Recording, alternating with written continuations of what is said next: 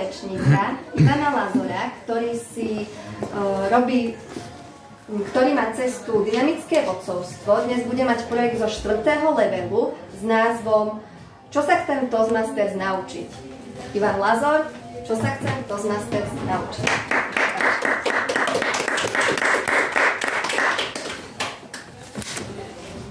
Prečo som v Toastmasters? Ťažká otázka. Kto z vás to má vyjasnené, prihláste sa. Čakal som viac rúk hore, ale aspoň polovica, skvelé. Ja si túto otázku kladiem tiež. Na začiatku, keď som sem prišiel, úvodná motivácia bola stáť tu na pódiu, ukázať sa, rečniť. Neskôr to boli tzv. Mäkké zručnosti. Čo tým myslím? Myslím tým soft skills, ako sa dnes používa v našej terminológii. Tento pojem budem aj na mojej reči používať dosť často. Bolo to aktívne počúvanie, vyjednávanie, školenie ľudí, vedenie ľudí, motivácia, dávanie spätnej väzby, takisto aj jej príjmanie. Skvelá správa je, že toto všetko projekty v Toastmasters ponúkajú. Narazil som však na problém. Keď som rozmýšľal, ako sa túto konkrétnu zručnosť naučím, niektorú z nich, hľadal som v projektoch, musel som si to celé prečítať. Musel som si celý projekt prečítať, alebo aspoň ten krátky popis k nemu, a nebolo to tam heslovite exaktne popísané. A mňa toto štvalo neskutočne, ja si to tam neviem nájsť. Avšak prišiel som na riešenie. Tým riešením je matica zručnosti.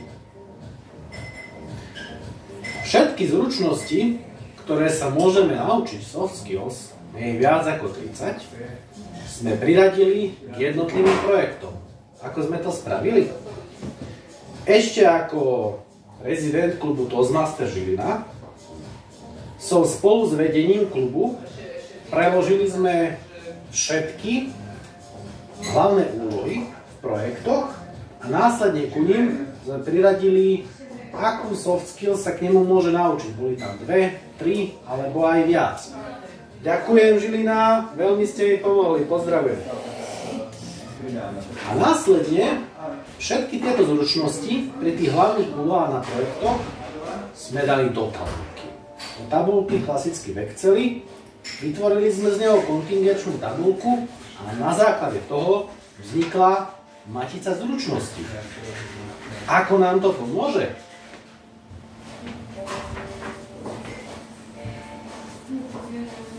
Keď príde nový člen do Toastmasters a zaujíma ho, čo sa tu môže naučiť, čo sa chce naučiť.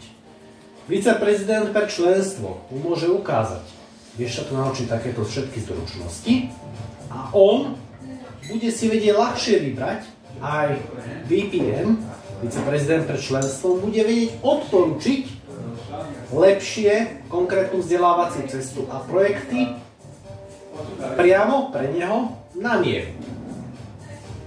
A pre nás, skúsených členov, člen, ktorý už nemá motiváciu alebo stagnuje, nevie ako ďalej, nevieš, čo sa chceš naučiť, alebo vieš a nevieš ako. Táto matica ti pomôže.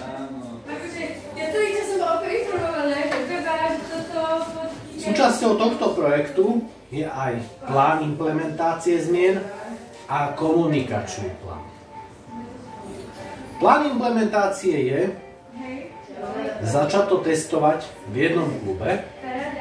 Viceprezident pre vzdelávanie, takisto ako si eviduje progres všetkých členov, do toho progresu začlení aj soft skills, ktoré sa chce naučiť daný člen, a spolu s mentormi pomôžu vybrať projekty na vzdelávacej ceste, ktoré sa chce naučiť. A takto môžu jednotliví členovia lepšie napredovať. Ako budeme merať tento cieľ? Kvantitatívne, teda koľko členov sa zapojí. A kvalitatívne, ako napredujú v jeho zručnostiach, ktoré si vybral. Takisto komunikácia bude prebiehať osobne. VPE bude s každým sa o tom rozprávať. Takisto aj mentori budú pomáhať a výsledky môžeme prezentovať na našej stránke.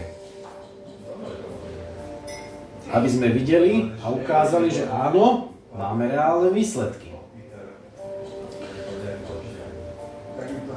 Každá inovácia má aj svoje problémy.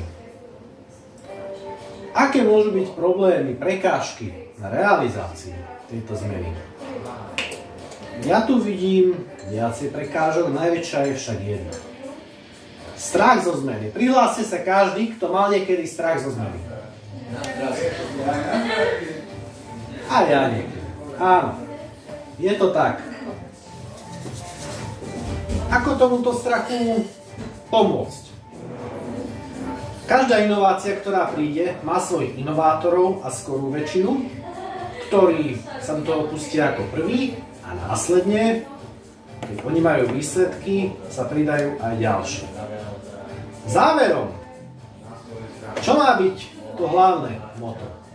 Zatraktívnime projekty, členovia budú lepšie napredovať, budeme vedieť, v čom sa chceme zlepšovať, prečo sa chceme zlepšovať, ako sa chceme zlepšovať a čo preto musíme spraviť, pretože Toastmasters je najlepšie miesto na tréning soft skills. Ďakujem.